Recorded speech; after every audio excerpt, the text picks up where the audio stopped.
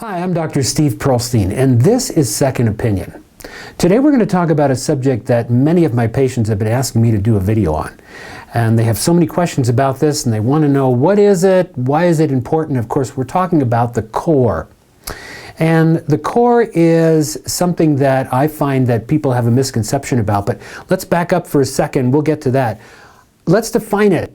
Let's define just generally what core means. Core means the most important part of something, the central most important part of something. And when we're talking about ourselves moving through the world, people moving through the world and our muscle structure, we are talking about the core as being the most important, the central part of our bodies.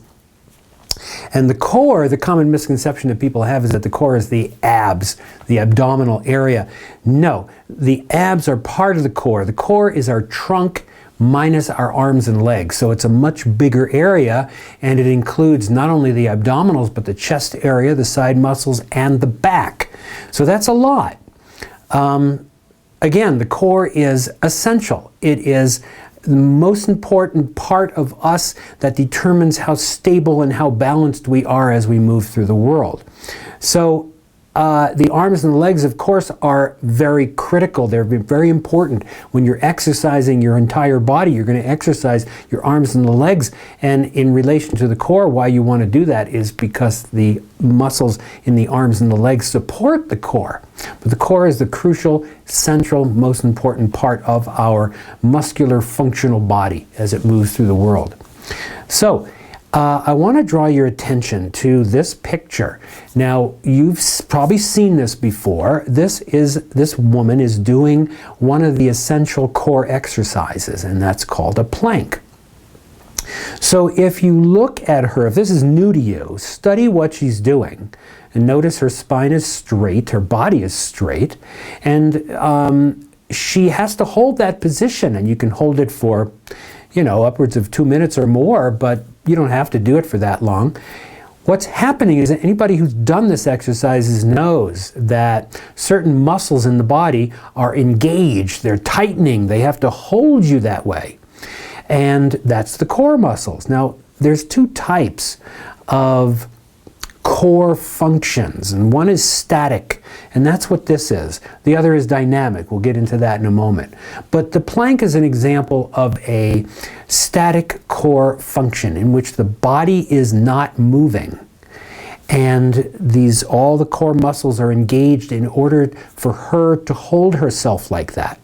So that's one of the essential core exercises for strengthening the core, and you can see a lot of other core exercises online. We'll go into that shortly. So that's the plank. Now, the other type of core function is the dynamic core function.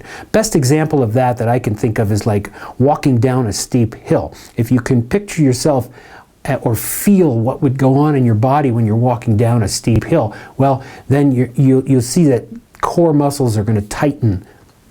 And why would they do that? Well, so that you don't fall over and tumble down the hill. Your core balances and stabilizes you, and the stronger your core is, the more balance and the more stability you have as you move through the world, as you move through your day, as you bend and twist and lift. And your core is engaged all the time except when you're sleeping. Your core needs to be engaged so that every other part of you can function in the way that you need it to function. So the most obvious, of course, if you're bending and lifting, yes, you know that your abdominals are engaged and your back muscles are engaged.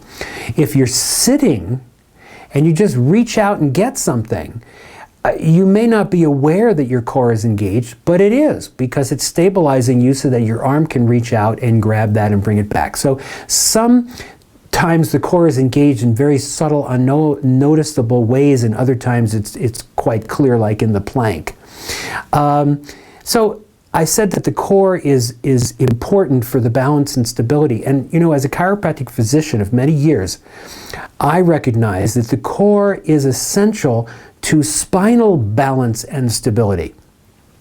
As we get older, we deteriorate. It sounds terrible, but we do. Our bodies wear down. And we've all done physical activities, and most of us have had various injuries and things like that. So our muscles are not as strong. They may be weakened by injuries or other soft tissues, and our spine may be weakened by injuries. That's why it's essential to have a strong core, because it minimizes the deteriorating effects on our spine. And of course, haven't even mentioned the nervous system that's flowing through all of this. So the core is so important for the stability of not only and balance of how we move through the world, but of our spine, which of course is critical to our effectiveness in moving through the world and doing functional activity, from bending and twisting and lifting and sitting and walking and all of that stuff that we must depend on. So I hope that now you know more about the core, what it is, what it isn't, and the importance of it. And it's very important. If you're not exercising, if you're watching this and not exercising, I highly encourage you to go back into my other videos. I'll go into that in a moment, the series itself, and look at the videos on exercise, exercise and commitment, and begin to have a dialogue with yourself about whether you're going to do exercise or not. I think you should. And the core exercises are really critical. If you're doing exercises and you're not doing core exercises, please incorporate them. You can go on to Google and you can Google core exercises and look at the images, and there they are. You can also go on to YouTube and other exercise people's websites for core exercises. They'll demonstrate them for you. And so you can pick up core exercises and add it into your routine. So again, I hope that you have enjoyed this video. Please like it. If you're on my Facebook page or YouTube, like it, comment it, subscribe to my YouTube channel. All that information will be at the end of this video.